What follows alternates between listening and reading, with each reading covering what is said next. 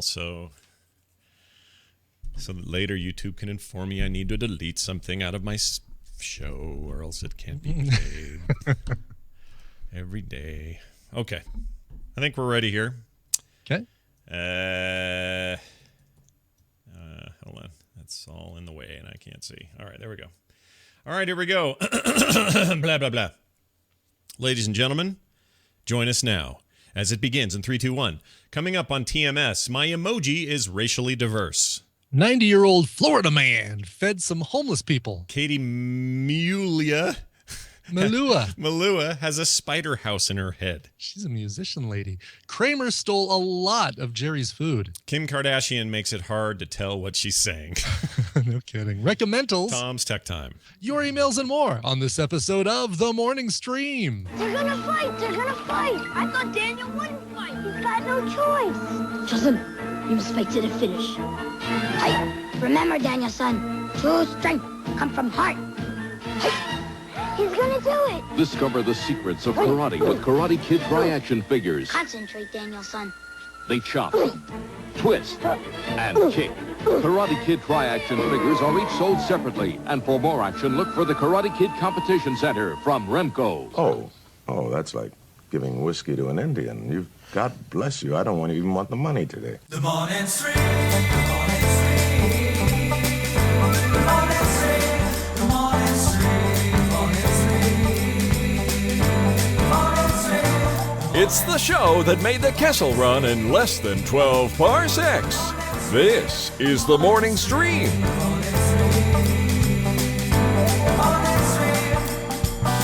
Hello, everybody. Welcome back to the Morning Stream, Wednesday edition, pre-BlizzCon edition, no more show tomorrow edition. No more show tomorrow. No more show tomorrow. Tomorrow, there is no show. My name is Scott. That is Brian. Hi, Brian. Hello. How you doing, man? Good, how are you? Did you hear that racist remark at the beginning of the show there? Yes, who was that? It Okay. sounded like... So it sounds like what's his... Oh, that's like giving whiskey to an Indian. God bless you. I mean, it sounds like the dude, what's his name? Old radio sounds guy. like Mike Hammer. Or not Mike Hammer. Stacy Keach? Stacy Keach. A little yes. bit, yeah. It's the dude who was famous for doing like lots of Disney voiceover and stuff, and that was actually from the original Haunted Mansion narration guy that would like talk when you got in the elevator and went through all the stuff. Oh, yeah. I forget his The name. ghosts are warming up to you. They're starting to come out. I love any time there's like old blooper recordings of all of these guys who basically grew up racist, you know? Right. And they all have something to say off air about some minority group, and there's that guy's chance, and he took advantage of it. Anyway, hey, what? Look at us. We're doing a show. We're here, and thanks for being here, everybody. Nice chat room. Overflowing today with sarcasm and excitement. Beautiful and people. Things and animated GIFs and, the usual. Yeah. Another Jay Martin. Yes, growing up racist would be a great TV name. That's my new sitcom. Hey, speaking of documentaries you shouldn't worry about or see. Yeah. It seems like it might be up our alley to hear about something called Video Games the Movie, right? Oh, yeah. I remember seeing that. I saw that at the top of my Netflix recommended. I hated it. It's like, oh, that looks good. I didn't like it at all. Oh, no, I thought really? I was going to like it. It's kind of entertaining for the first, 15 to 20 minutes. Mm-hmm. And then you realize, oh, these guys are just going to rehash the same stuff for the next 2 hours. And none of it's like written for us. It's all from like my mom. Really? It's just bad. And it's such a lost opportunity because they have, dozens and dozens of luminaries in the games business from its history. They got Nolan Bushnell and, founders of Atari and Activision and original developers of Pitfall and, and newer people and Cliff Bleszinski's like all over this thing talking about modern gaming, and they talk about the history of each era and genre, and Samwise Gamgee is Rudy is freaking doing the voiceover for the whole thing, the narration. Oh, really? Oh, that's funny. You'd think it would all be, all on paper, that sounds fantastic. Yeah, it's just not very well done. It's just kind of crappily done. It's hard for me to even explain why I don't like it. It's just not very, I don't know. Other people should watch it and have your own opinion. I mean, I'm not telling you what you should or shouldn't do, but I just found it to be, it's so up my alley. And I by the hour mark, I just I think I have had enough of this. And when do I ever do that? Ever, never. Even something poopy I'll sit through. I didn't like it. Last night, Tina and I decided we'd sit down and watch Beautiful. Oh. Not beautiful, but Beautiful. What the hell is that? The Javier Bardem film, foreign language Oscar winner from a couple years ago. Do you remember that? Oh, right. And it's he's dying or something. He's dying of cancer. It's basically the Barcelona Buyers Club. Yeah. It kind of is, isn't it? In a lot of It ways. is. I mean, he's dying of cancer. This is no spoiler here. It's Plus, also- this movie's been out for like 3 years. Yeah, Come it's on been now. a while. It's hold on. We better give a call. Hold on, we got to call somebody. Okay, hold on. Hold on here. Let me get the phone up here. We need to call a showrunner and Hollywood a highlight. Really, I mean, the man he's busy. He's got a Better Call Saul coming up, but he understands this whole thing about spoilers and how they work. And we're going to give Vince Gilligan a call. So here we go. Mr. Gilligan, is that you? Yes. Hello. How are you? I'm fine. Are you? I don't want to interrupt your daily mint julep breakfast or any of that. Are you okay? Oh, no, we're having grits today. Some delicious hot grits with a big pat of butter on top. Oh, fantastic. Well, we have another problem. We're trying to figure out what the limit is for a movie called. This is a Javier Bardem foreign film, all in Spanish subtitles, or is it Portuguese? I don't even know. We're trying to decide whether that movie, which is about 3 years ago, can we talk about it now, or is it spoilery to talk about it? Oh, sure. It's been more than 2 weeks, and but here's the thing: there's just not enough blood in that. I would have actually had Javier Bardem's face half explode off of his head. You could see part of his skull and his weird Diana Krall haircut. That's actually the way I would have done that. Oh, all right. Well, that's interesting because I usually don't get more information out of you than I ask, but that's fantastic. To hear what a great showrunner you are, and that you would have done things differently. So let me ask you this final question before we let you go. Sure. If you were the one that had directed Ishtar, what would you have done to make it better? Oh, well, of course, the whole thing takes place in a desert. It is the Warren Beatty and Mr. Dustin Hoffman. I actually would have had them have a shootout in the middle of the desert over some buried video games cartridges, a big drum, big plastic drum, and they would have actually shot each other's arms off. And had blood kind of drizzling down, and then they would have had a nice muffalata sandwich.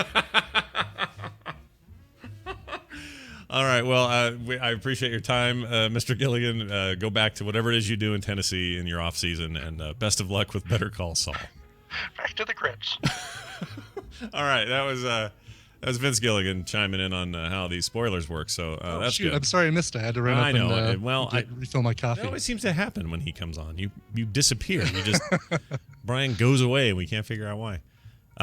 Well, anyway, so it's good though. You liked it? Sandwich? That's like from New Orleans. That's not from Tennessee. What a silly guy that guy Well, is. he gets around. He's mixing his South. He has the money now. He can have things brought to him. But I like that he's retained his Southern country way. And we'll call him again if this need ever arises. But back to this movie. You thought it was good. You liked it. It was good. It was depressing as hell, and it felt like it was about half an hour longer than it needed to be. But it's one of those movies that sticks with you. But here's the thing. You know, when you're watching a foreign film and you've got the subtitles, talk about something that forces you to put down the iPad, to put down the iPhone, stop tweeting, stop Facebooking, stop, doing anything, and focus on it. And I feel like that's something that that I've certainly fallen out of the habit of doing is when I rent a movie, giving it my 100% full attention. I do it too. It's when you notice it too. It's kind of frustrating because part of it is, well, I want to check IMDb and see where I've seen that guy before. Right. And yeah, totally. Part of it is, someone tweeted, I better check that is real fast. I'm not going to miss much here. But put a foreign film in front of you and you're like, I missed like a whole couple sentences of dialogue because I was looking down at my phone. I literally need to pay attention to this to actually get what's going on. I've done it before. I want to have like a passive like documentary or something happening while I'm working, and I'll start one up and then hear nothing but Spanish and look over and go, well, shit, can't have that on because I can't make up for the rest in my head. I'll have to turn on something else, and so I'll put on like old Columbo episodes or something. Well, anyway. You could always fill in the blanks with that, right? Yep. Easily. Always. Yeah. Well, speaking of filling in the blanks. Yeah. We're finally going to get some racial equality, not in our homes, our schools, our public places, our businesses, our countries, our nations, but in our emojis. Oh, thank goodness. The Unicode Consortium, the group in charge of the way emojis work on computers and devices, they're proposing an update on Tuesday, this was yesterday, that might fix the emoji diversity problem. Thank goodness. Because sometimes you don't, sometimes you want a Zoe Saldana and maybe you don't want a Viola. Exactly, right? Or a...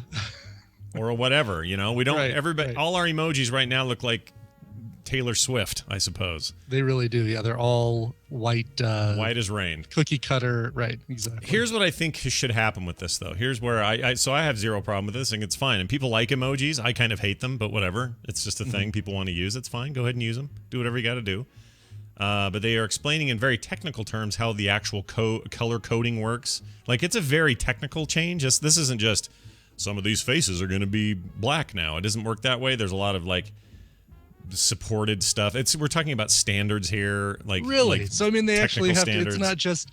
You would think that they'd go from white to African American and then just do what in Illustrator terms we would call a 8-step blend. Yep, exactly. It's and then just fill in all the other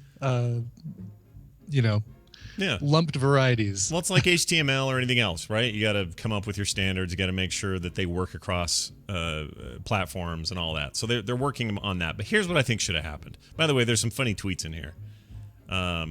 These are all from people who want more emoji diversification. Oh, okay. This person says, of all of the emojis, this one should definitely be black, and it's a fist in the air. Another guy says, he says, a black heart emoji is seriously needed. Avery Chapman says, the inventor of emojis is a racist. I want black emojis for my black self and my black iPhone. This one says, emojis got 30 different laughing faces, but not one black guy. All right, so there's some outcry on Twitter. Wow. People want this. Now they've added black faces to the emojis. Have they added Asians? Have they added Native Americans? Have they added? Well, here are their 6 possible skin tones. Okay. One is very yellow, like Simpsons yellow. So Simpsons yellow. Yeah, I don't know if is that racist for Asians or what? I don't know what that is. And by the way, having grown up with 3 Asian people in my house, they were never yellow. I don't know where that ever came from. I don't get that. That had to have been somebody, the first guy to see the first white guy with any kind of prominence saw an Asian who had jaundice and decided they were all yellow. Well, that's what I was going to say. This is the emoji you'd use. Just came back from the hospital. My baby's got jaundice, but we've got him under the Billy Rubin lights. Yep, exactly. Emoji. And he's smiling. Everything's fine. Right. Then there's kind of like pasty white guy, which you already had. Mm-hmm. Then you have a slightly sort of, I don't know what you'd call that. Maybe Latino, maybe. But then the other 3 below that, I'd say even more Latino. Yeah, maybe I would in the argue middle. that. Yeah, right. And then you got kind of a black dude there at the end. Here's the thing, though. I feel like this sort of thing could have been better handled and just do it, and then put it out there and not make a big deal out of it, because people are going to be happy to get them either way. Right. So do you have to because now you just open it for a billion more microscopes to look at it and tear you apart and say, well, they're getting pressured by the small interest groups to make it more racially diverse, and you're going to have white guys say stupid, terrible things, and you're going to have black guys say stupid, terrible things. Just change the emojis. Or, hey, better yet, here's my proposal. Let me put this out for a vote. Emojis are stupid. I hate them. I hate them. I really do. What's wrong with a sideways colon and a closed parenthesis? What's wrong with the old-fashioned smiley? Why can't you write out the word sandwich instead of having to put a picture of a sandwich? Yeah. I mean, what are we creating? A generation of people who are going to speak in tiny little pictures? I mean, who are we? What are we doing? Right. Anyway. So that's going on. Can I really got to go back 1 second. One thing I forgot to say about Beautiful. No. The bad guy's name? Yeah. Mendoza. No. Yes. For real? Yes. Did he ever get Mendoza? No, I don't even think you ever saw him. He was like this. He was the Vera. Oh. He was the oh my God, what was like Charlie and the Charlie's Angels, kind of Charlie? Kind of. You never heard him either. No. I'm thinking more like, so Vera's a good example. What was Maris? Maris? Wait. Maris from Frasier. From Niles Crane's Invisible Wife. Right. Oh yeah, Maris. Don't forget Maris. Wasn't there another? There's another thing like that. Yeah. So Vera was Norm's wife. You can't count Seinfeld. You can't count what's his name, because you always saw the back of his head and you heard his voice. Oh, Steinbrenner. Steinbrenner, yeah. Yeah. It was actually David. What's his name? Right, as Larry David. Larry David. Yeah, David. You never saw Ugly Naked Man on Friends. No, That's one of them. No. Oh yeah, Friends.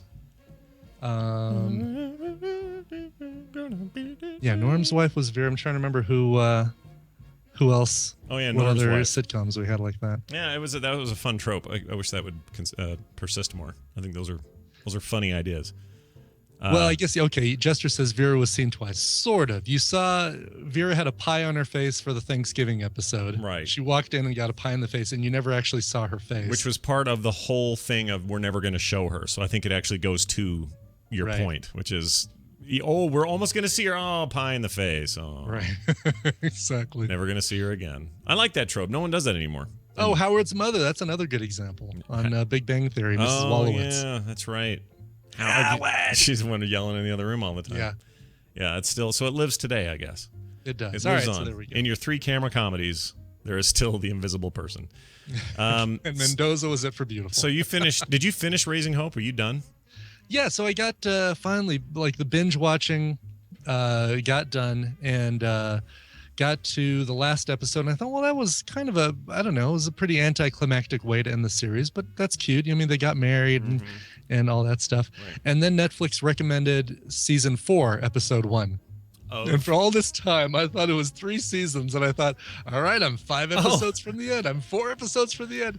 And I get done watching the last episode of season 3 thinking, that's it, done, season finale or series finale. And then Netflix says, all right, hilarious. Next recommend Raising Hope season 4. I always like that feeling, though. It's like, oh, there's more? Sweet. There's more, yeah, exactly. Well, I was ready to get to something else. I've got Arrow. I've got Deadwood. I've got like this this holding pattern of planes that are starting to run out of fuel and drop from the skies. Yeah. That as soon as I get Raising Hope done, then you got to get back to West Wing as well. Oh yeah. Well, that one's with Tina. There's a few that I've got to watch on my own. Right. That plane she can has stay no in the interest air. in Arrow. Yeah, that's fine. That's good. She's losing faith in Gotham too. I feel like Gotham's getting good. I have not seen Gotham yet. I'm still waiting for you to tell me if I should dig in or not. I'm really enjoying it, but I wonder how long they can keep up this pace. Here's what they're doing is they're trying to introduce every single character all at once. Yeah. And that seems dangerous. It does seem dangerous. Yeah. Like all the villains, all the people you know. Right. Yeah. They just actually introduced Victor Zsasz. Oh wow. They're digging deep. Is that his first name? Victor. Yeah, Victor Zsasz. Yeah. On this most recent episode, and I swear that there's a character in here that they're going to say is Harley Quinn once they finally give her a name. She made a brief appearance on Arrow. Oh, did she? Yeah, she was in it was another invisible character thing, but she was in a holding cell where the Suicide Squad guys were all at from the DC side of things, and that's like Deadeye and I can't remember who all. But anyway, they're all in there doing their thing, and they walk by and you hear somebody go in there, somebody let me out of here, and you could just tell she was doing Harley Quinn in there.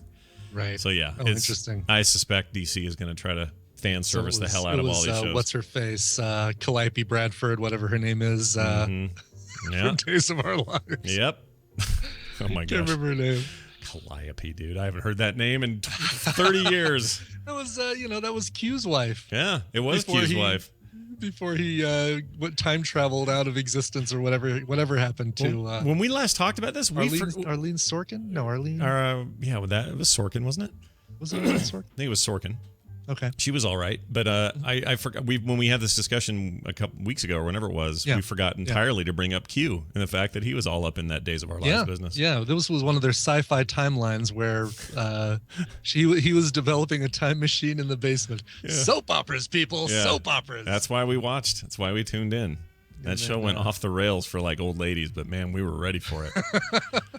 It's awesome. Right. Well, there you go. Raising Hope. Highly recommended. Get in there, people. Watch it. There's still time. But you better catch up, Brian, because you got these other shows to watch, as you just said. Lots of stuff. Deadwood. No, I take that back. Arrow's next, and then Deadwood. All right. Dead was one of the finest things ever made, so I cannot wait for you to get to that. Let's call Daryl and have some fun with Daryl. Sure. Because he's a guy, and we're into that. I don't know what that means. Daryl. Here we go. His phone should be working as usual. That's the hope and the dream. Let's play his little theme.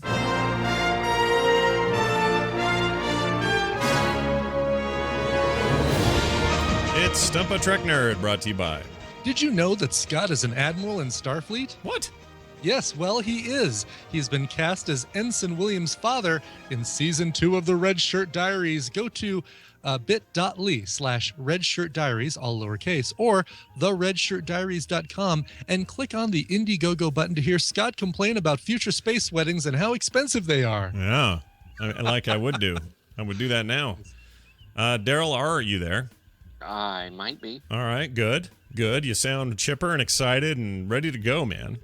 Best I can tell from that short sentence you just said. And your phone's still working. That's a good sign. Don't have to go get a new one. That's good. Good thing. Daryl, let's have some fun today. We'll do a little segment here called Stump a Trek Nerd. You might be familiar with it because you've done it since the beginning of the show back in the heady days of 2011, where we sit down and we ask you a trivia question, hopefully better than yesterday's, where you answer it in the affirmative or in the negative, and we see how you do. How do you, coming into this fight, feel? I'm going to do like a sportscaster. How do you feel about the game? Actually, that's not how I answer it at all. I choose between 4 choices. I don't just say yes or no. No, that's a good point. This is not a binary. Have you forgotten how this thing works? Yeah, it's not a binary question at all. You're right about that. Well, let's get right to it.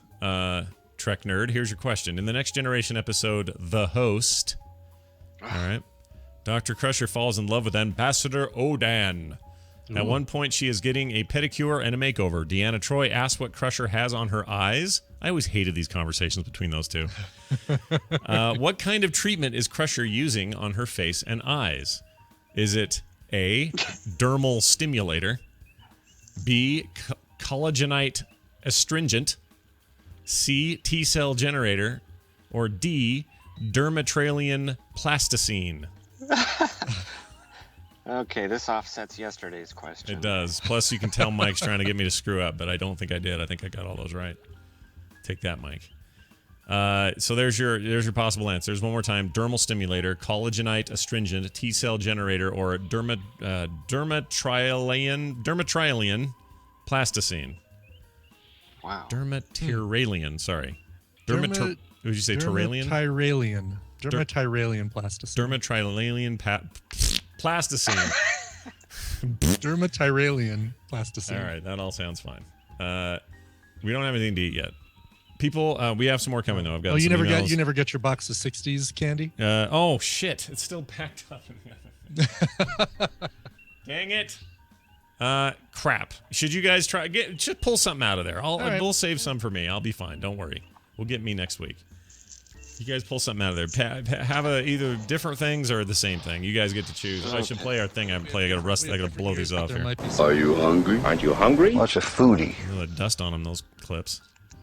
Jeez. Daryl, do you have a Zagnut bar in yours? Yeah, right on the top. Mm-hmm. Let's do a Zagnut bar. Ooh, I think I may have eaten a Zagnut bar. So maybe I'm just doing this retroactively, but I think I ate that one when I got it. Oh, cool. So I can tell you what I thought. These are old. I don't know that Zagnuts are certainly not as popular, but are they as accessible in 2014? I don't know. I remember hearing about Zagnut bars. I don't think I've ever eaten it. Crunchy peanut butter and toasted coconut. Yeah. Ooh, that sounds like my thing. Yeah, it does. They were good. Chocolate. I want chocolate. They seem like. Oh wow! It looks like a Butterfinger, a naked Butterfinger. Yeah. Oh, it does. Wow. Very. They're teeth Put some predators. Chocolate on that thing. Yeah, they're teeth predators. Those things. They are real it bad. Smells like the inside of a Butterfinger. Weird. Smells like the inside of a Butterfinger. Do you make a habit of sniffing the inside of a Butterfinger? Yeah. All right. Weird. Well, it goes in my mouth, and so I smell it when it goes in. All right. Well, I shouldn't say that. I swarm. That sounds terrible. All of that sounds bad. Zagnut consumption about to commence. All right, go for it. Okay, here we go. Oh yeah. Well. Yeah. What do you think? Yeah, it holds up since the '60s or whatever. Yeah, very Butterfinger. Very inside of a Butterfinger. By the way, this brings up a question for me, for both of you. What is your first memory, and how old were you? I remember being in a stroller with our dog, jumping around me so I'm sitting in the stroller looking down. I'm seeing Sammy, who was our little puppy at the time, running around my feet. Oh. That's adorable. I don't know how old I was. But if you were in a stroller, you had to have been like 2 or 3 Yeah, at I the think most. so. Yeah, and that's the earliest thing I can definitely remember. How about you, Daryl? I was 3. I was holding my mom's right hand with my left hand, standing in a doorway while there was an earthquake. Oh, wow. That'll leave a mark. Wow. That'll be a memory for sure. Yeah, I remember a tree in the backyard, which was small, but later grew up to be like 50 feet tall. All right, I have a theory about me and your memories compared to Brian's, but I'll tell you mine. My first one was lurching forward in a car I was probably a year and a half old or 2 years. And there were no restraining seats back then. So I remember being launched from the back seat to the front because my dad slammed on the brakes because of a near wreck or something, and slamming my head into the dashboard, and my mother having complete freak out hysterics because I was bleeding all over the place, and they rushed me to the ER. So both of yours come from trauma. Like a Right. traumatic. Right. Yeah, and I think that's what they say, right? Usually your first memory is a traumatic one. Yeah, or one that's, if it's not directly traumatic to you, it's one that is generally traumatic, like the earthquake I would call generalized trauma, right? Right. Or it's one where it affected you directly, or it was a violent one, or something like that. But so here's my theory. I think that is, a lot of that shapes who we are or whatever, but I think Brian is such a Zen guy because his first one was a little dog dancing around his feet. Wait a minute. The more I think about it, hold on a second. The puppet was a baby. No, it's a chicken. It's like the end of MASH. Oh no. All right. Well, Yeah, I wonder if maybe I got nipped at or bit or something on the finger, and that's like why I think about that. yeah, maybe. I mean, Well, I Nick's have that memory. first memory is that when he got stung on the hand by a bee, Mhm. and he's 14 and can't remember anything else like up till 8, but he remembers that, and that was like 2. So I don't know. There's probably something to that. So maybe you were. Maybe the dog was a baby. There was something traumatic associated. I'll have to ask my mom about that. I already found out way too much about my life when I went to Vegas, when I took my mom to Vegas last month. Oh, I'll bet that was enlightening. Yes. Yeah. You get some drinks, and all of a sudden I'm finding out that I was conceived in the back of a Ford Fairlane on Mulholland Drive in Los Angeles. Oh! Bada boom, bada bing. Hey. That's awesome, dude. I don't know if that's great or horrible. I can't get it straight in my own head. If you ask my mom's told me so many weird things that I did. I think half of them or more are fake. Yeah, my mom's memory is sketchy too on what really happened. I think a lot of it she's molded into something else in her head. So we'll have these conversations like in the hospital a couple of weeks ago, and she'll tell me something like, "I don't think that's how it went, Mom." Like, no, I remember distinctly. I think they forget. Or they've changed the meaning of it, or who knows. That's the way it goes. And if you ask your therapist, his answer is always, I don't give a shit. All right, moving on. Daryl, why don't we get to birthdays here? We got a birthday in Star Trek land? Oh, we do. That would be Armin Shimmerman. Oh. From DS9. We saw him in Vegas a couple years ago, didn't we? Mm-hmm. Yep. We do. I've He's even got 65. Armin Shimmerman. Oh no, I don't. I have the Grandmaster Flash Negus up there. Oh, right. Action figure that somebody gave me at Nerdtacular. That's right. Hold on. Is he? You said 65. That's his age. Mm-hmm. Oh wow. Well, he's moving right along then. He didn't look. He would have been about 62 or so when I saw him. He didn't look that old to me. He looked great. I thought. He looked like Quark. He hasn't changed much at all. He was also in Buffy the Vampire Slayer. He was in other things. He's been in many things. It's weird when you see him out of makeup for the first time. Like there's that episode of Deep Space Nine where it's like a time travel pulp magazine group, right? That they're all writing for. And you see him out of makeup, and Odo out of makeup, and all these people out of makeup. It's really, really, really weird. Yeah, that is strange, right? Yeah. Well, happy birthday to him. May he celebrate by, I don't know, selling some porno holodeck to somebody or whatever he does. Daryl, back to you now. Let's get to your question here. Let's get back to it. This dermal stimulator, collagenite, astringent, T-cell generator, or dermatralian plasticine. These were your possible answers to the question, which was, what kind of treatment does Crusher have on her face and eyes when Deanna Troi walked in and said, "Tell me what you've got there. I want to put it on my body." I'm going to say that it's not the last two because a T-cell thing would be some medical blood thing, I would think. My body. Yeah. And whatever the last one was that was unpronounceable, she wouldn't even be able to say that, probably. Yeah.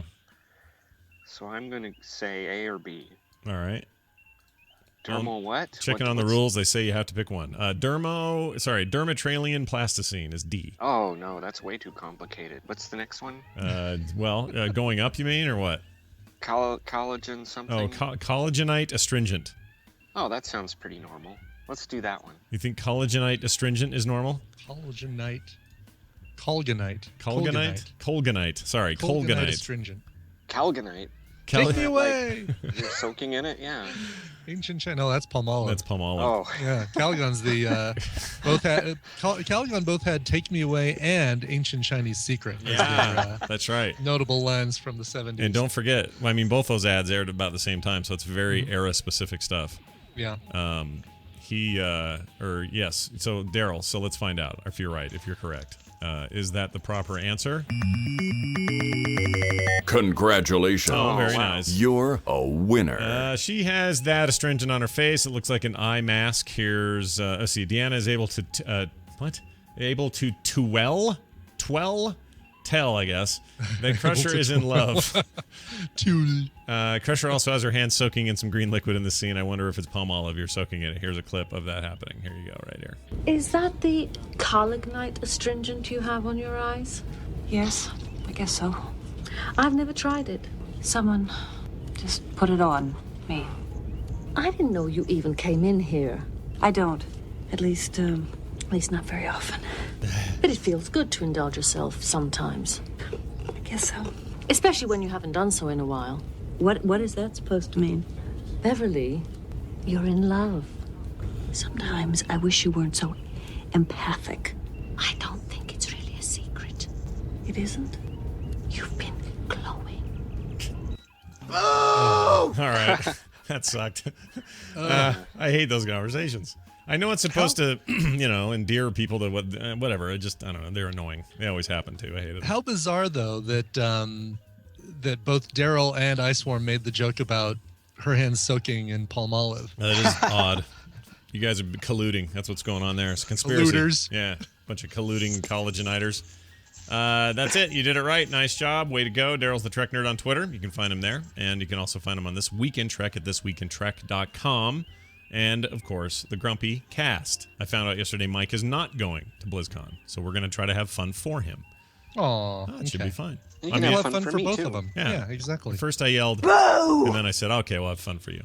We'll both be grumpy, and I will once again kick Panzer out of a table. Oh, she's not going either this year. She's not? No, she will not be there. So you will not annoy her with that, nor will bummer. Nor will I come up to her and freak her out from behind because she thought I was some weirdo when I said hi. So we both had our little Panzer experiences last year. Our Panzer run-ins. Mm-hmm. Anyway, I think she's getting married or something. Something's going on. So anyway, Daryl, good job. Way to go. Let's go now to you with a game for us. What is it?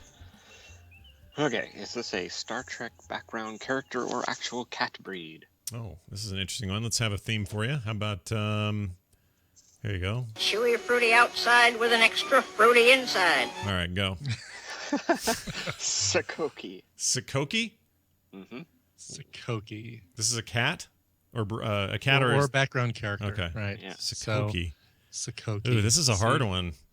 This could easily be like some sort of alien. Or Emperor Sakoki. Yeah, or even Ensign Sakoki. Or right. Ensign Sakoki. Yeah. Yeah, I think I might lean towards background character on this one. Yeah, me too. Because it does it sounds more obviously like a cat, which leads me to think Daryl's trying to push us that way. Mm-hmm. So we'll say Star Trek character, background character. Okay, this is a Kenyan tabby. Oh, damn it!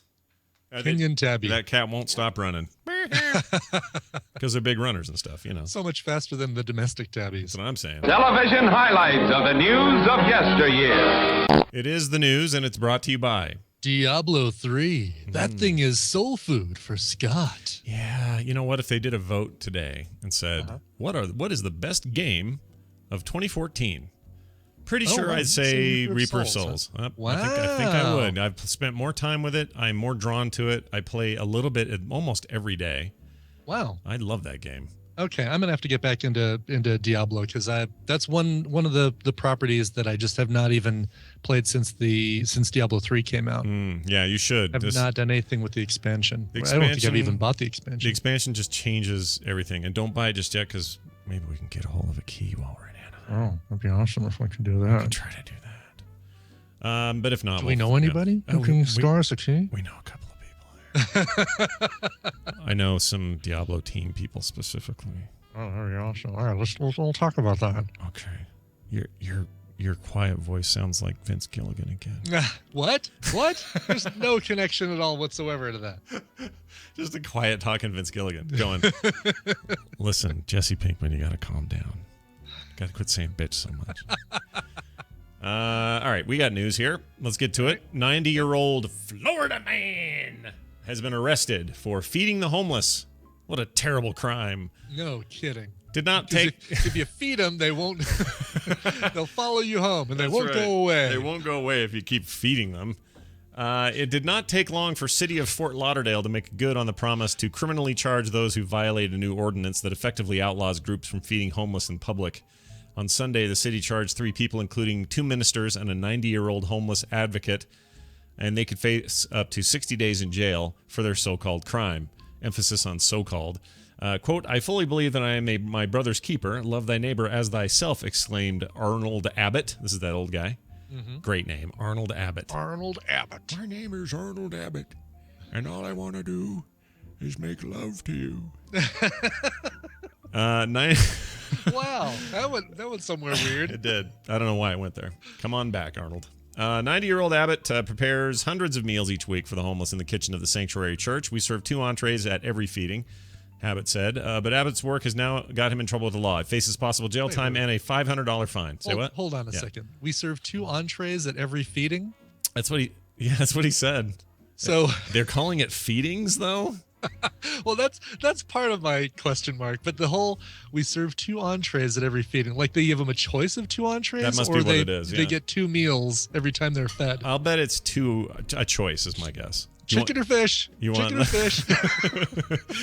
That's basically it. I'm sure. If we knew the full measure of this, I'm sure that's it. Yes. It's a homeless feeding. Yep, that's right. He's gonna have to pay $500, possible 60 days in jail. Wow. Charged Sunday of violating a new ordinance that virtually outlaws groups from sharing food with the hungry in the city. Quote, one of the police officers came over and said, drop that plate right now, as if I was carrying a weapon, Abbott said. Drop your spaghetti. Drop. Please step away from the food truck. Who are you, son? Yeah, I don't know what this is stupid. Can we get some Florida people writing in or something and telling us whether or not this is complete hokum jokum, or why would this be an ordinance? This seems terrible. Or if it is an ordinance, my guess is it's probably complicated, right? It's probably got more to it, and it just so happens to be badly designed so that even acts like this are being squished, even though it's probably for guys who go to McDonald's and throw a bag of food at somebody or something. I don't know. But what's wrong with that too? I mean, that's a good point. There have been times that we've, gone to dinner in downtown Denver. We go someplace, we end up with a couple of doggy bags, right, and unfinished food, and then there's some homeless people, and they're like, "Hey, can we have that?" I'm like, yeah, sure, here you go. Of course you can have it. Yeah, and if you lived in freaking Florida or in Fort Lauderdale, we'd be arrested for that. Yeah, that stupid. Seems crazy. It does seem very crazy to me. I'd like to know more. So what's going on, Florida? What are you guys doing over there? I know you got your issues. I know you have your Florida man props up every day, but this one Florida man's a nice guy. What are you doing? Why don't you don't want to arrest the good ones? What are you thinking down there? British pop star Katie Melua. I've never heard a Melua song. I've played a few on Coverville. She does a really good cover she does a couple of Cure covers. She does one of Just Like Heaven. Mm-hmm. And then another cover with Jamie Cullum of Love Cats. Oh, let me drop one. I could drop one in there for you really quickly while we do this. Well, I could do here. Oh, you pull her up on I'll pull her YouTube. up on YouTube real quick. Katie Melua, Just Like Heaven. Let's skip ahead a bit. Okay, she's gonna sing soon. Pretty soon.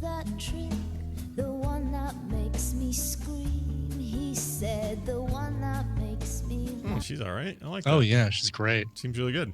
That's a great version of that song too. Well, on October 27th, right before Halloween, perfect timing, after hearing a rustling sound in her ear for a week. Ugh. Oh God. British pop singer Katie Melua went to the doctor to have it checked out. When they looked into her ear canal, this is what they found staring right back at them. A giant spider living in there. Melua, age 30, believes the spider crawled into her ear canal when she used some old in-ear monitors to block out sound on a flight. Why? Okay, anyway. According to an Instagram post. Oh my God, that's actually a photo of the spider living in her ear. Yeah. There's video of it too, moving around in there. You can see it. Yeah, you can see it like moving and like kicking around and stuff. The spider set up residence in there for a full 7 days, but other than the occasional shuffling noise, the pop star told her fans, it was no hassle at all. Yeah, other than the fact there's there's an anacrid living in your head. Oh yeah, I'm not digging that at all. No, that's horrifying. Wow. I don't like that one bit. I am never wearing Beats headphones again. Blah. Anyway, that's a nice thing to lead into our next sponsor with. Jeez, what was I thinking? HelloFresh.com. HelloFresh. Tweaked audio earbuds. Yeah, no, actually go either way. Either way is bad. Listen to Ziggy Stardust and the Spiders from Mars on your tweaked audio earbuds. On your next flight to wherever. HelloFresh is sponsoring the show, where you can go and get great recipes from real chefs, pick what you like, and have them send you the exact farm fresh ingredients straight to your door. And it's everything you need. I mean, everything you need to make that that amazing healthy meal in 30 minutes or less. Visit HelloFresh.com right now. See if they deliver to you and use the code MorningStream at checkout for 50% off for first-time customers. You guys will not be disappointed. Go check it out today. That's HelloFresh.com and the code MorningStream. Chairman J. Parnell Thomas of New Jersey opens an inquiry into possible communist penetration of the Hollywood film industry. It's Celebrity Poop, brought to you by Coverville, where today you're going to hear a couple of Adams and a Lord. That's right. It's Bryan Adams' birthday. It's Ryan Adams' birthday. The two people were born on the same day, Bryan Adams and Ryan Adams. What are the odds? Weird. As well as the 18th birthday of Royal singer Lord. Listen for all that stuff later on Coverville. And when you say 18, you mean 38, because there's no way she's 18. But anyway, it's so weird. You see there's some pictures everywhere. It's the lighting or something, and she definitely looks older than 18, but she's only 18. Yeah. Let's see, born in 96, November 7th, 96. I swear she just doesn't look 18. She looks and sounds, and I don't mean this in a bad way, like, she's old and ugly. Sure, I don't mean that. Sure. I just mean she has a maturity look to her. She does. That I would put her in the 20s somewhere. She has an old soul look to her. Yeah, there's some pictures of her where she looks like Jodie Foster. Yeah. Yeah, fair enough. You got here's your comparison data on YouTube or on Google here. She's 17 years old. November 7th is her birthday. Ariana Grande, the drink you buy somewhere, is 21 years old. Iggy Azalea is 24. Katy Perry, 30. So there's your comparisons there. They're all young. Wow. Yeah. I mean, that's what we do in this country. We had this before, though, when it was Britney, Christina, Mandy. You know, Sure. all that whole time period where there was all the little teen pop princesses. I guess so. I mean, when we were kids, though, who were the young? I'm trying to think. Was Madonna all that young? She was probably in her 20s when she was. She was, early 20s. Can't think of anybody else. Who was the big thing back then? I can't Girls remember. just want to have. Cyndi Lauper was 30s or 20s. I don't think they started as young then.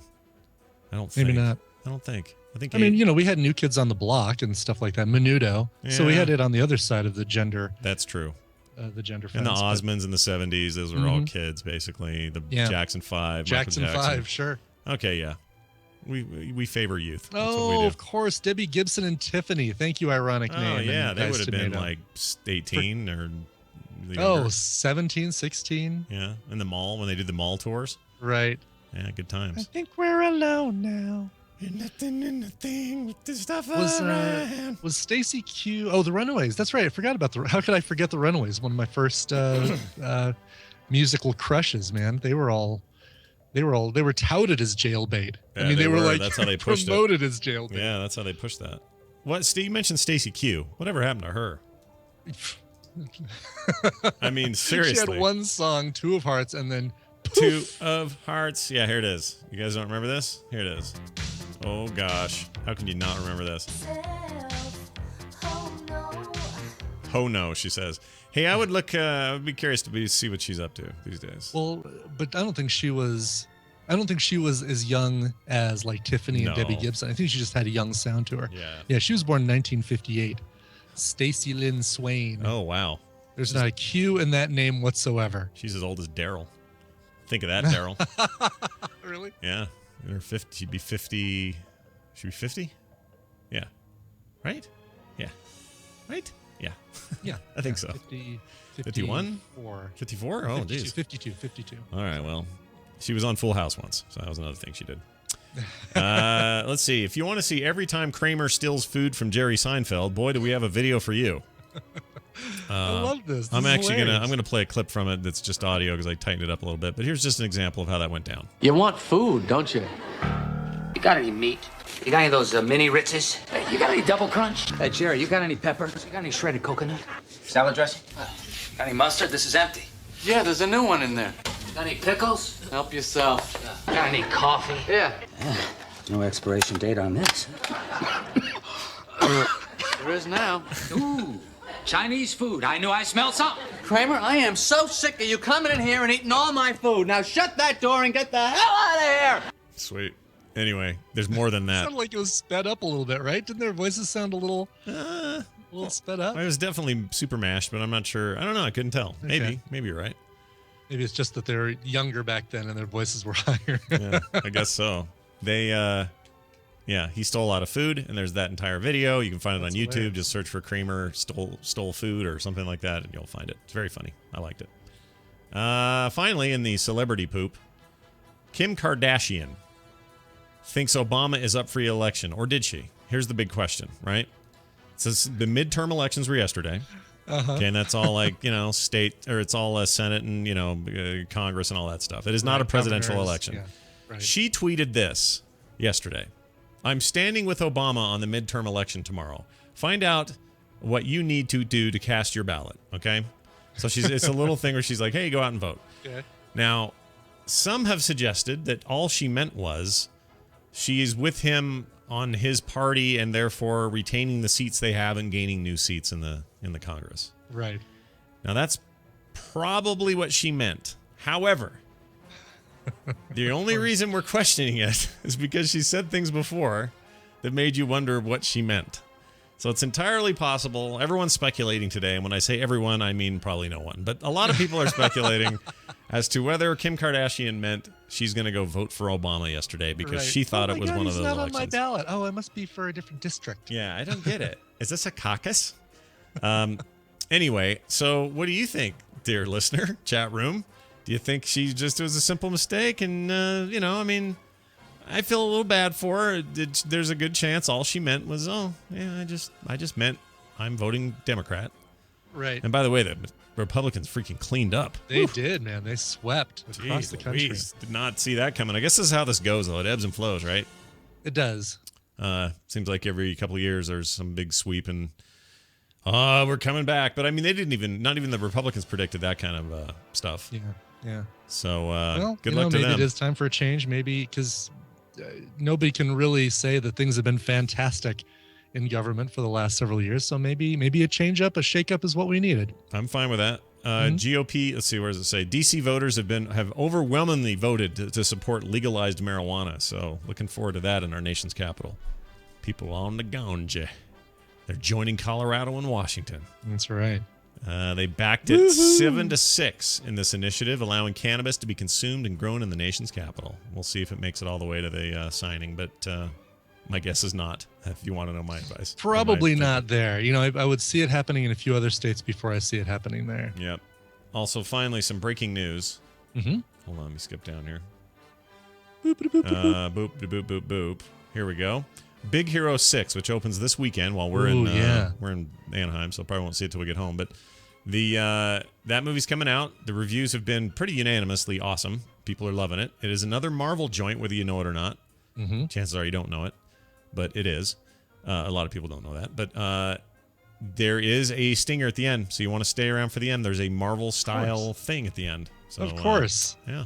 I mean, you'd hope. I just didn't know what they'd do with like a 3D animated, basically kids movie, if they would stick to that gun, even though, this isn't really part of what we would call the core extended Marvel universe, but it's a nice opportunity anyway. Totally. No, I'm super excited to see that. That and Interstellar, I'm really looking forward to. Yeah, it's going to be good. And it's the same weekend, so you get your pick. Same weekend as BlizzCon. So, well, there's that. Yeah, so there is that. Well, I'm going to get home. I think I've got my daughter and her husband talked into watching it with us, so we're going to go see that. That's true. We will be interested. I could easily go see that Sunday night. That's true. LA. If you're still there. Yeah, you will still be there.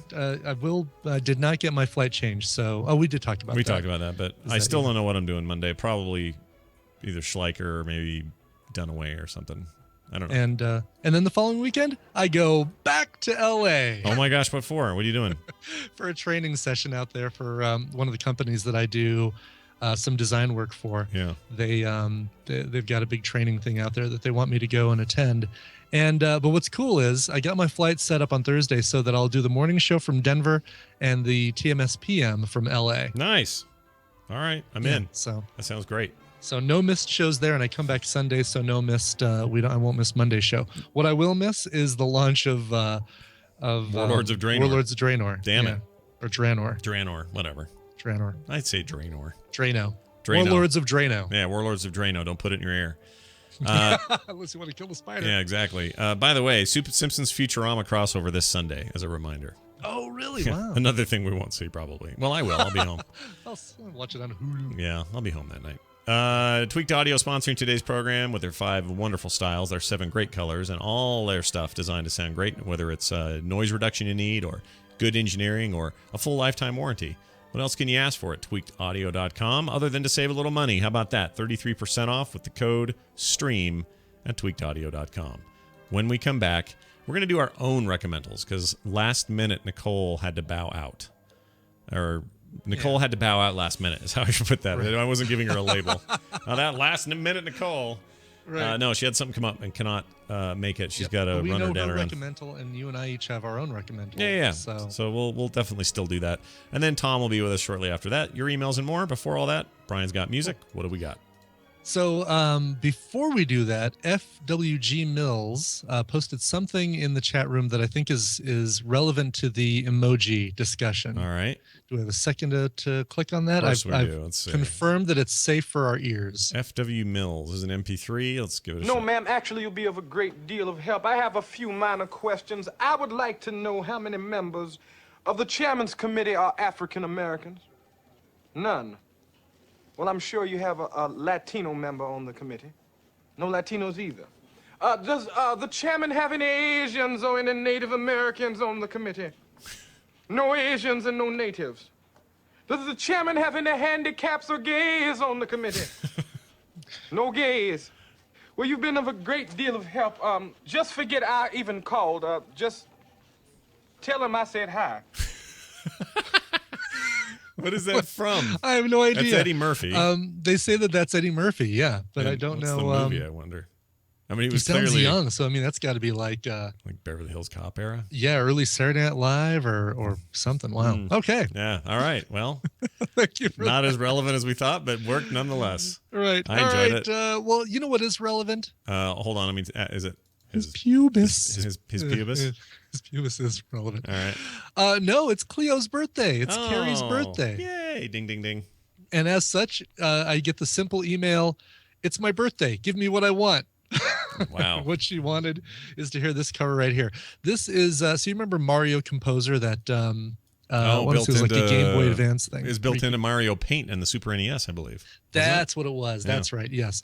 And you could make little compositions, musical compositions. Mm-hmm. Somebody did Daft Punk's Get Lucky using that procedure. All right. And that was Cleo's request. And by golly, we're going to honor that request. So in honor of Cleo's birthday, here is Mario Composer, the 8-bit Mario Composer cover of Daft Punk's Get Lucky.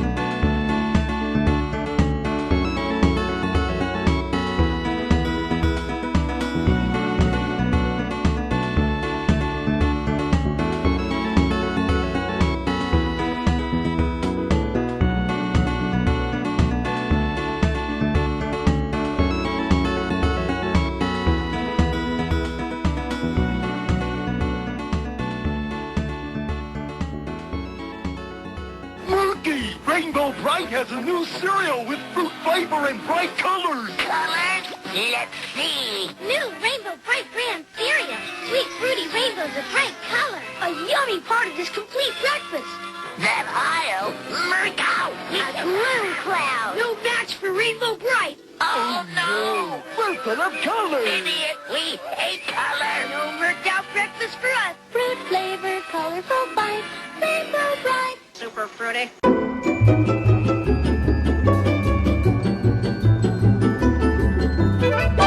The Morning Stream. Why, oh, why did I take the blue pill? There's nothing you can do about it now, Scott Fletcher. Not a damned thing. Now you're going to see how far down this rabbit hole it goes. Yep. I love that cover. I loved that thing on my SNES back in the day. Yeah, that's right. I said SNES, everybody. I SNES? shortened it. Oh, God. Oh, dude. That's almost like bros. Oh, I know. I'm owning it. I've decided to annoy them as much as they annoy me. I got this all worked out now. I got a plan. I much prefer my PS4. Super fruity. Super fruity. Super fruity. All right, Brian. Let's do our recommendals. We may as well have a theme song and stuff because, we'll do this in memory of Nicole. She's fine, everybody. She's Oh my God. Everything's fine. In memory of her normally being here. How about that? Yes. Here we go. Doodle-doodle-doo. And we're going to see her this weekend, and that'll be fun, and very excited. But don't worry, there'll be lots of group photos of all of us TMSers. Tom will, of course, be there and all that, so it'll be fun. As long as I'm not dead somewhere, everything will be fine. Oh, geez. Well, you got to be careful. You got to watch what you eat. You got to just walk safely. You got to be good. You got to do all that. All right. Just behave. That's all you got to do. Just behave. All right. Good. Maybe I should. This is the weekend I pick up drinking. That's the chance. I picked the wrong weekend to stop sniffing glue. All right. We had a theme today. We were going to say, because for some reason a bunch of Tarantino movies are showing up on Netflix and other streaming services, like kind of all at once. And don't know what that means exactly, but Nicole had it in her head that it'd be fun to say, hey, let's talk about our favorite Tarantino movies. And if Justin was here, it would be Pulp Fiction all day, all day long is what I meant to say. For you and I, though, I think they're going to be different. So I'm very curious about this. We already know Nicole's. Let's talk about hers first. Sure. She picked. Hold on, I gotta find it. I lost it. I can tell you. Do you have it? Tell me what it is. It was Reservoir Dogs. Oh, Reservoir Dogs, yeah. 1992. One of his, I think actually his first movie he directed. Correct. And this was, Mr. Pink and Mr. Blue and Mr. Blonde. Mm-hmm. And by the way, I mean, there's all these little connections. You mentioned Pulp Fiction. Mr. Blonde, Mr. Blonde, whose real name is Vic Vega in the movie. That's Madsen, Michael Madsen, yep. Is Vic Vega, the brother of Vincent Vega from Pulp Fiction. Oh, I didn't realize there was continuity there. Yeah, there's a whole bunch of continuity between all the Tarantino movies. Weird. The movie that, like when Uma Thurman is talking in Pulp Fiction about Femme Force 5 or Fox Force 5. Oh, right. She's basically describing Kill Bill. Oh, good point. And I didn't realize that. I got to go look at that. I love stuff like that.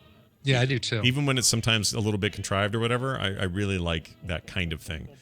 This song is famous from that movie. It deals with cutting a dude's ear off. Spoilers. Well, the song doesn't. No. And it was like, that movie was unlike anything I'd ever seen before in my life. When that thing came out, I was like, what the crap am I watching? Freaking Chris Penn is in that thing. That old crusty guy's in it. What's his name? He was in a film sack movie we watched recently. Bald dude. Yeah. Oh, I love that guy. Yeah, he was in, speaking of Seinfeld, he was oh, right. He was in an episode of Seinfeld where he apparently stole a knife. Yeah. Like on set. He was Elaine's dad. Was it Elaine's dad? Yeah, and and I'd heard this story that he had stolen something from the set, or something. You know what? We're gonna find this just for fun. Whoops! Hold on. Oh no! Sorry, stuck in the middle again. Don't know why I came in tonight. It's a great song. Yeah, that was great. Poor already. Jerry Rafferty. Well, what happened to him? He died a couple years ago. What did he die from? You know what? I don't know, but he was fairly young, so it's probably cancer. It wasn't like self-inflicted or anything. Here he is, Elaine's father. Okay, we're gonna play it right here. Here we go. Which one's supposed to be the funny guy? He's the comedian. I'm just a regular person. No, he's just being modest. We had a funny guy with us in Korea. Tail gunner. They blew his brains out all over the Pacific. That guy was great. Yeah, he was Elaine's dad. Oh, weird. Wow. Anyway, it was the one where he ended up with the coat or something, or someone ended up with a coat and took it home and wasn't supposed to have the coat. I don't remember how it went. Oh no, it swayed and they stood out in the rain and then he smelled like a dog the whole episode. This is all this means is I Yeah, he need had to turn it inside out because he looked like a damn fool with his. Yeah, yes, because it was all checkered or something on the inside or something. Right. I need to go It buy was the set. striped, red and white striped. I'm Yeah. gonna go buy the It was DVD a set. suede jacket that he couldn't get out in the rain. And if somebody would just stream that, that'd be great. But they're not going to, so I'm just gonna go buy the DVDs and be done with it because I freaking love that show. Anyway, there's your recommendation from Nicole. It was a hell of a thing at the time.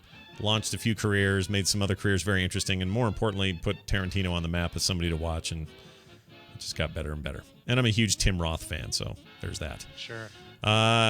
Brian, what's yours?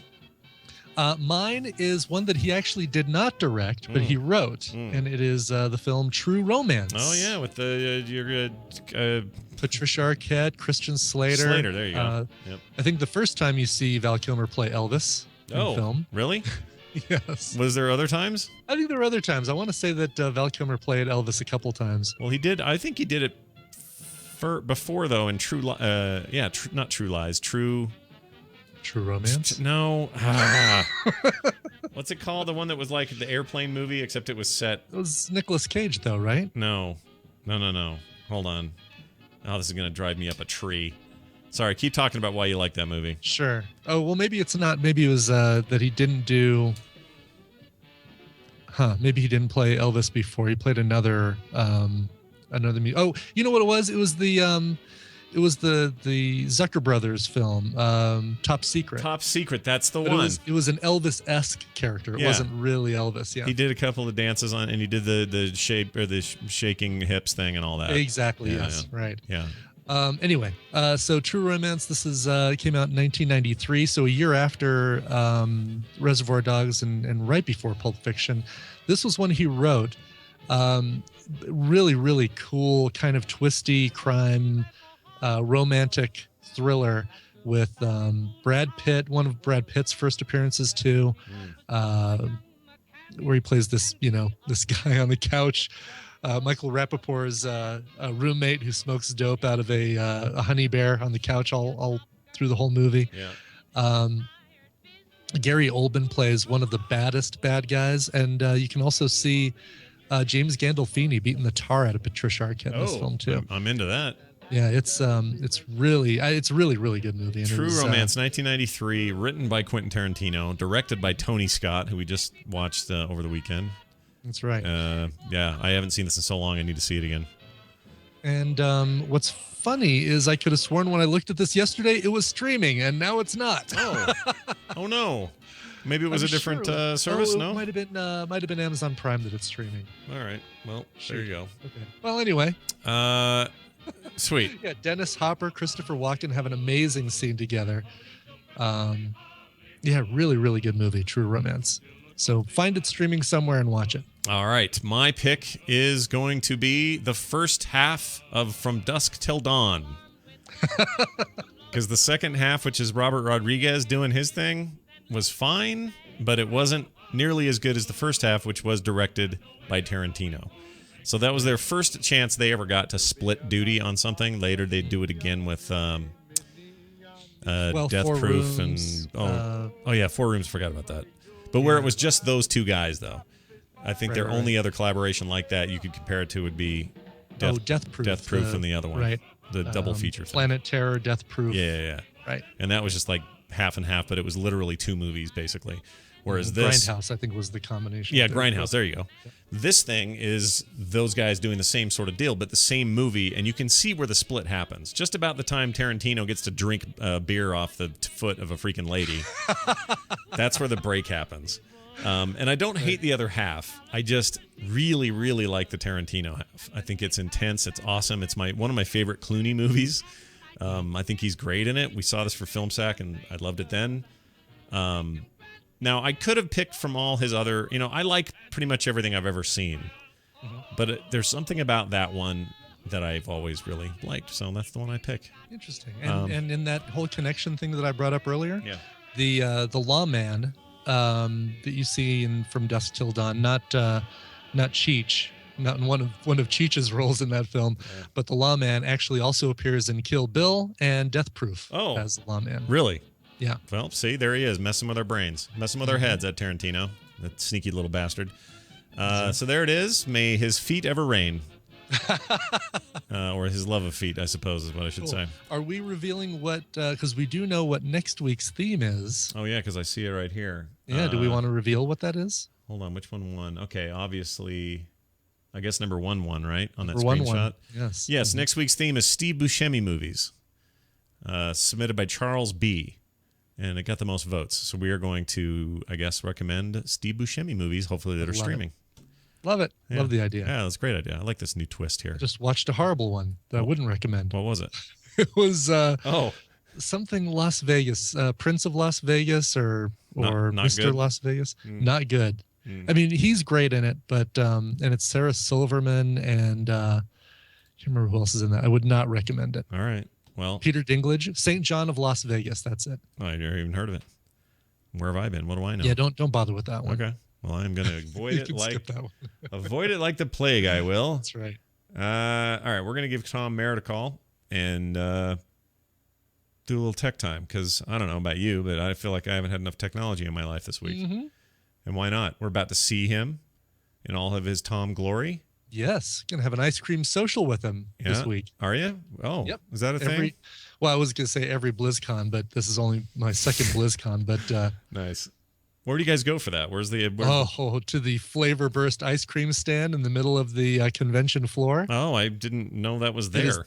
It is the best damn pumped ice cream you'll ever have in your life. Do they feature things that are like more like flavored ice type things, or is it all ice cream? It's like the ice milk. It's like the Dairy Queen style ice milk, but they've got these flavor ribbons that go throughout the ice cream. And there's like cappuccino and banana and cherry and pineapple, all these great flavors and in the all middle sorts of flavors you can get. It's right in the middle of the convention hall thing. Right in the middle of the convention hall. Well, what the H is that about? I had never even heard of that. That's great. Right by where you walk in. That's amazing. I never saw it. I had no idea that was there. Well, you're gonna have to join us for ice cream social this time. Why not? I was probably was I up in the press room or something? I don't know where Probably. I was. Yeah, you were off doing your thing. Well, all right. Here's his playing video games. Hearthstone on iPad or something. Probably. With a computer, as with any tool, the concept and direction must come from Hold the on, man. I got a question about that. Was Veronica there last year? Because we can't remember. Oh. Was it 2011 that she was there? No, she wasn't there last year. That's I could have sworn correct. she was. No. Okay, maybe not. No, it was the time, but it was the one before last year. It was the one in 2011 because in 2012 they'd skipped. Yeah. And then but what you say is So still it's true. just you being important. We were we were both stuck up there for a while. Okay. Well, Tom Merritt is here. Hey, Tom. What's going on? Oh, hey, Scott. Hey. Yeah, no, I'm sitting here listening to you like, we're going to call up Tom. I'm like, great. And then I realized, Tom doesn't have Skype launched. Oh, he should launch Skype. Tom? Yeah. Something you need. We were killing time. We thought, Yeah, nice ice cream social talk, though. I'm excited, Ibbot. I can't wait. too, man. I can taste those flavor ribbons already.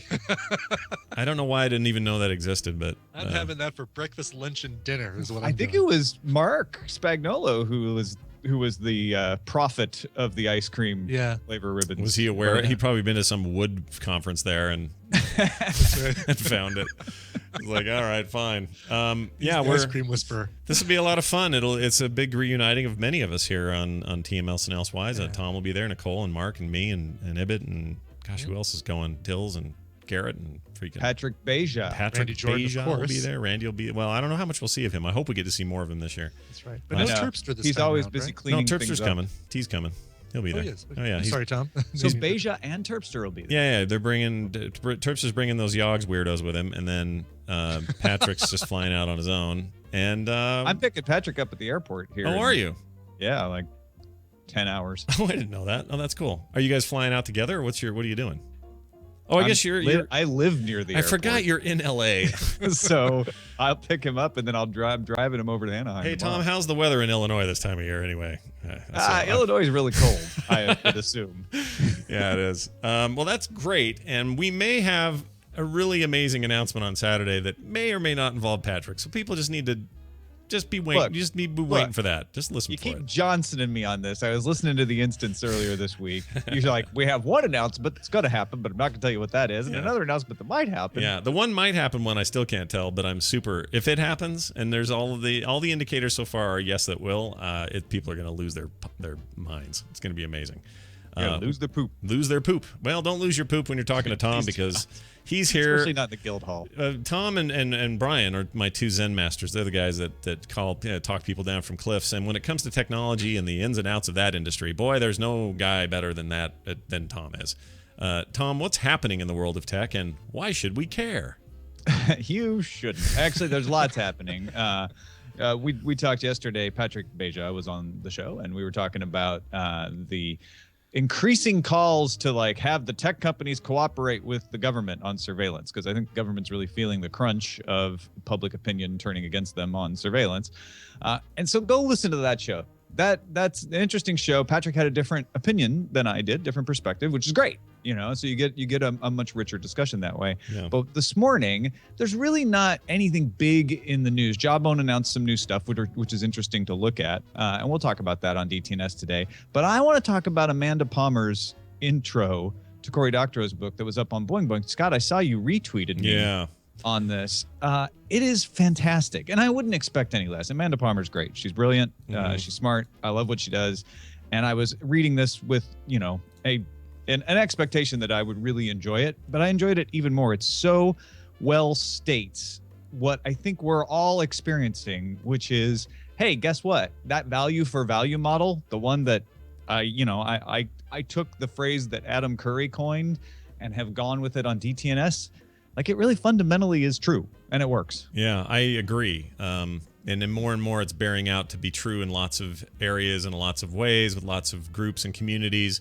And I'm not sure why there is resistance to it other than maybe that resistance is coming from, well, there's always resistance to change and how things work. But, it's probably not a thing that, for example, it's not nearly this scale. But, traditional advertising on the internet is kind of not working very well. Well, I get why people don't understand it, because they've got something that works. Yeah. And this doesn't sound like it should work, right? To just the uninitiated mind, it's like, oh, people will just give you things. Well, no, people don't just give anyone anything, do they? Not normally. Here's what Amanda says. People actually like supporting the artists whose work they like. It makes them feel happy. You don't have to force them. And if you force them, they don't feel as good. Yeah. Which pretty much describes the entire history of the music industry for the past 15 years. Mm-hmm. Yeah, no, I completely agree. It's a great quote, and there's a bunch of others in here. It's a really good article, and I'm going to stick it in the chat room if it hasn't already been put in there. You guys should read that. It just has so much application to so many things, and she's really, really smart. Here's the thing she says. She says, this is the lesson I learned as a rock star and as a street performer in my wedding dress. And by the way, there's a ton of stuff about when she started and her early band experience and all that that leads to this. But she says, here's sort of a checklist of 5 things. Keep the content authentic. Keep the exchange honest. Keep the message spreading by any means necessary, and people will come. Once they come, if you make it easy for them, they will pay. And the idea is there seems to be a feeling in some people's minds that crowdfunding, whether it be things like Kickstarter, GoFundMe, Indiegogo, or more recent things like Patreon and the way it works, are these weird attempts that people are making to sort of beg for money. I get once in a while I get called out on this. It's like, why don't you give that money to charity instead of begging for money or whatever. They don't do it in a 20s voice, but for some reason I chose to. I bet some of them do. Yeah, but they don't. They're missing kind of the point, which is it's really just a kind of a goods for value exchange. I mean, I'm literally saying to people when it comes to, say, the TMS Patreon, we're saying we're going to keep making this thing, and if you like it, you can help us keep making it. And to the point that we can make more of it and better things in it and expand it and explode it and basically become this really weird kind of great collaborative experience. And because you're so open and honest and straight up about it, some people just get conspiratorial and think there's something up. Like, how can this possibly be working? Right. What's the hidden angle? Yeah. The hidden angle for me is just that the internet is finally a place that makes sense for facilitating this. Like, we finally have systems in place to do this that you didn't have when you were a street performer or something else. And you know, it makes perfect sense to me. But it's a brilliant article. It's really, really well done. And she's coming at it from the point of view of music, right? And in light of Taylor Swift yanking her album from Spotify, which I think has more to do with Taylor Swift and her own personal business strategies than it does with the state of the music industry. There was a story on TechCrunch today that in Europe, the percentage of money paid out to artists from streaming services like Spotify has now passed iTunes.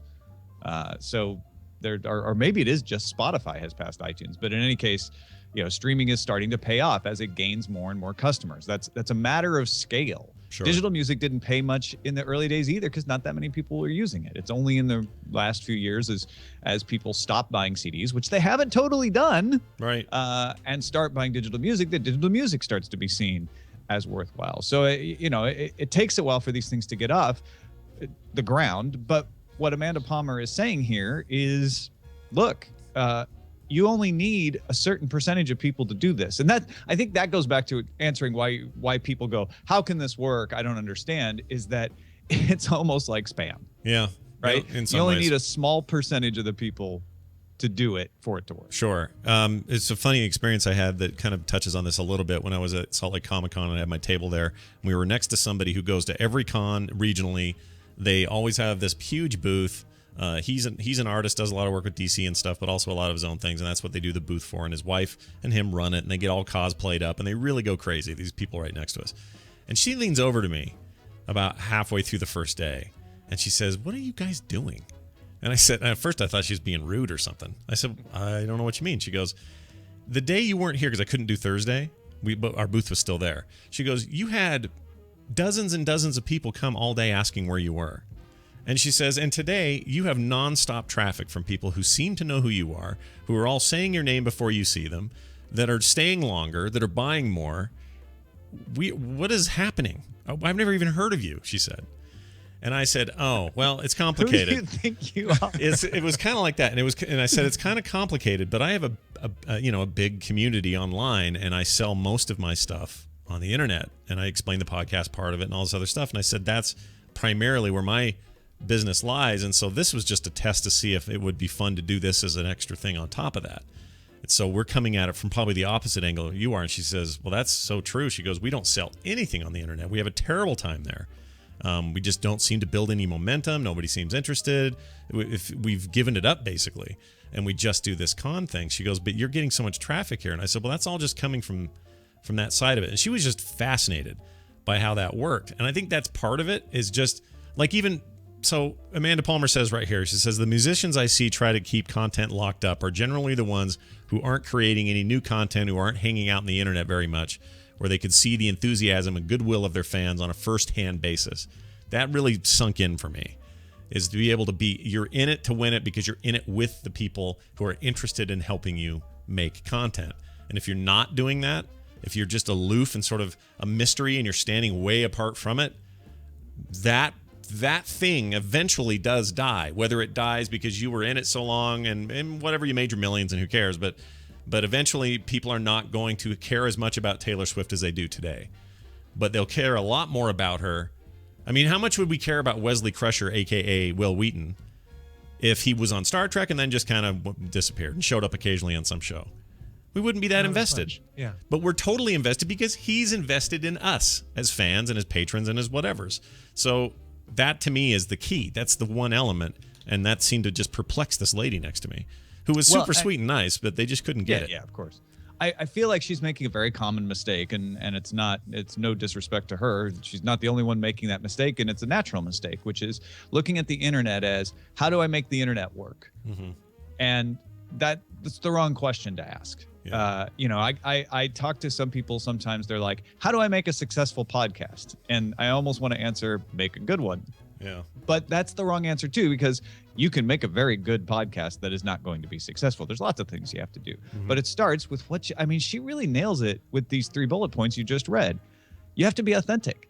And probably the reason that woman you were talking to wasn't doing well on the internet is she was seeing the internet as another place to shove things down people's throats. Sure. And that's probably an uncharitable way to put it. But rather than seeing the internet as like, oh, is my audience there? Do I have an audience there? Should I reach out to that audience? How do I talk to them? How do I keep the exchange honest? How do I make sure the message is out there? Versus seeing it as like, oh, here's another shelf to throw some stuff on. Why isn't anyone taking stuff off that shelf? Yeah, it's like I get back in the early days of the comic, maybe 5 years in, people would say, hey, I'm starting a web comic this week. I want to know how to do shirts and hats. Can you tell me how to do that? Right. And I'd write back and go, don't do shirts and hats yet. This isn't, it's not time. Do your show. Yeah, do your thing. Make your comic, make your show, do your thing, build it, work on it, hack away at it. And eventually, if you are being, again, I like the term honest in your transaction with your listeners or your viewers or your whatevers, you're going to build that thing and they will eventually want to support you in those ways. And again, you're right about the percentage. It's never everybody. If it was everybody, we'd all die bloated rich men. But it's the ones who are really in it. Feel that a little bloated. Yeah, that's true. The rich part, not so much.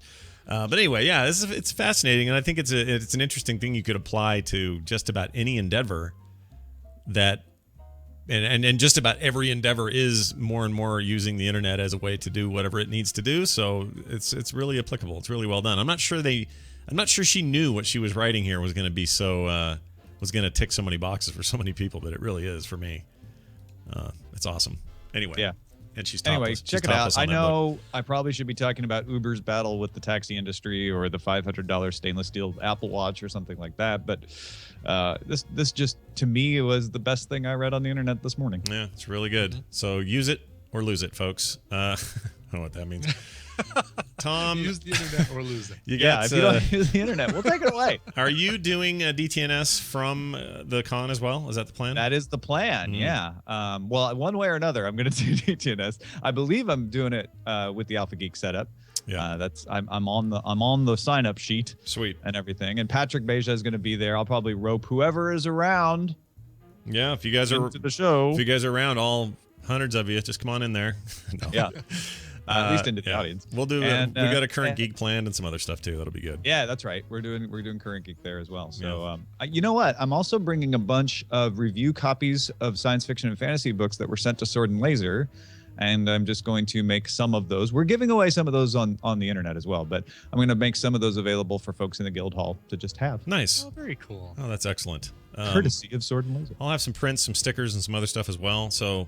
By and large, all right, I'm going to bring some Secret Identity CDs. Yeah, why talk not? me into it. If you guys, I'm going to bring some Budweiser. That's right. Look for us in the Hilton. We'll be there a lot. We'll also be on the con floor. And if you see us, do not be afraid to say hi. That's like a huge portion of the reason I go to this thing is to talk to you guys. Scott. Yeah. Do you know what published like minutes before I came on the morning stream? I heard a rumor, and I asked Fred Thompson, and I asked him the same question. I said, hey, do you know what just published? And he said, I don't give a shit. Well, then I moved on from him, and I said, well, screw Fred, him. That's not really nice. Yeah, it's not nice at all. That's why you didn't win the presidency, buddy. You couldn't even get out of that first thing. What do you think about global warming? I don't give a shit. All right. Too much. The economy. I don't give a shit. All right. Well, fine then. Screw you. Instead, I want to tell everybody that I knew that the tech history book came out. The year-long tech history book is out, right? Yeah. It takes a year for you to read it. No, The Year in Tech History by Tom Merritt, illustrated by Scott Johnson, is available as an EPUB book on Lulu.com or as a Kindle book on the Amazon.com. That's amazing. It looks. I'm super stoked with how it ended up looking.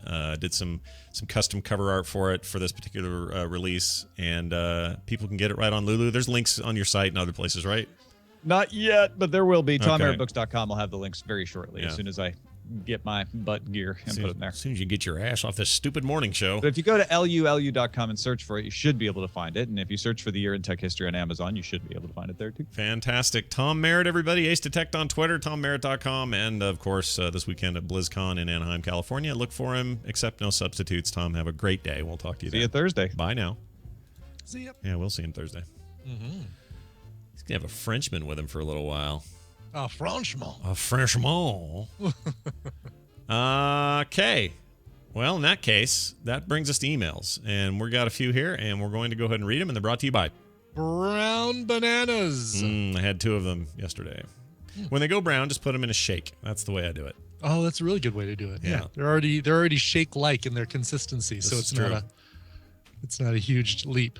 Truth in what you're saying. Scott Bryan says Ben, occasional jet cat or Jed cat in the tadpole.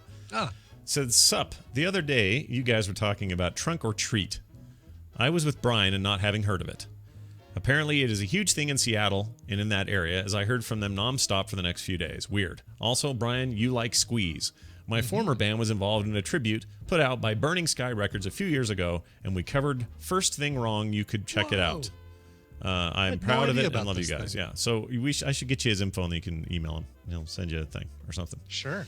Yeah. The trunk or treat thing turns out is I got all kinds of emails saying, oh yeah, we do this in Illinois, or we do it in this part of Boston or something. It's just it's a good way to get kids in a safe place where they can all, get candy and hang out and have like an extra party. It is a really cool deal. It seems like a really cool thing. Yeah. And we've got so many more kids on our street than we did 5 years ago, 10 years ago when we moved here. So seems like something we should consider for 2015. Right on, brother. Is another email. Tom Walter wrote in, says, is the vehicle Mr. Ibbotson of the Colorado drives in the Clip Clop All right. What? I don't know what that means, so I'm going to skip Is it. the vehicle Mr. Ibbotson of the Colorado drives in the Clip Clop in the Clip Clop? I don't know what that means. I don't know. I drive a Kia Soul. Is that used to have a Beetle? Bunch of people. Well, here, there's an email coming up about this, I think. Hold on. Okay. Oh, really? Interesting. Did it? No, I didn't put it in here. I think he may be referring to the same thing, though. Some people thought I was making fun of your car on a diary episode because I saw some freaky little car coming up the road, and I said, that's one of those freaky little weird, and I couldn't think of the names. And I was not talking about the Kia Soul, folks. I was talking about the Scion, that box one they used to make. Oh, yeah. I don't like that. That is a little boxy. That one and the Honda Element and the... there's one actually called the Cube. Yeah, the Nissan Cube. Nissan Cube. Those were a little too boxy for my taste. There are actually some nice little slopes on the Kia Soul that I like. Souls are cool. I think the Kia Souls are great. They'll last forever. They're great. But I won't disparage anybody for making fun of it or calling it a hamster mobile or anything like that. I'm on board. You're down with that? All right. Mm-hmm. Hey, Hawkeye and Trick Shot, says Gabriel Estrada from LA.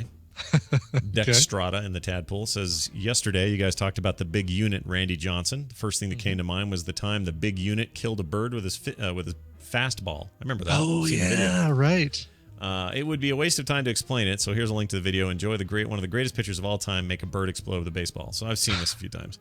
There's an animated GIF of it floating around as well. And it's insane. The timing on that is just, I can't even believe it happened. To this day, I thought it was. I mean, I'm still a little piece of me says someone just made that up, CGI'd it in Adobe Premiere or something. It's like the time that the bird hit Fabio in the face when he was on a roller coaster. Yeah, dude. That is one of the greatest things. Even if that was fake, I will refuse to believe it's not real because that is amazing. What a great thing to have happen to Fabio. Yeah. Hey, Sausage and Biscuit. This is from John in Phoenix. Says, finally got my wife to start listening to TMS last week. Now I get to hear her spout out TMS memes all day. Nice. She in particular likes to say in the clip, but she never heard the original clip. Could you play it on the show sometime this week? Love der show, yo. John from Phoenix. All right, well, I can do this here. So hold on.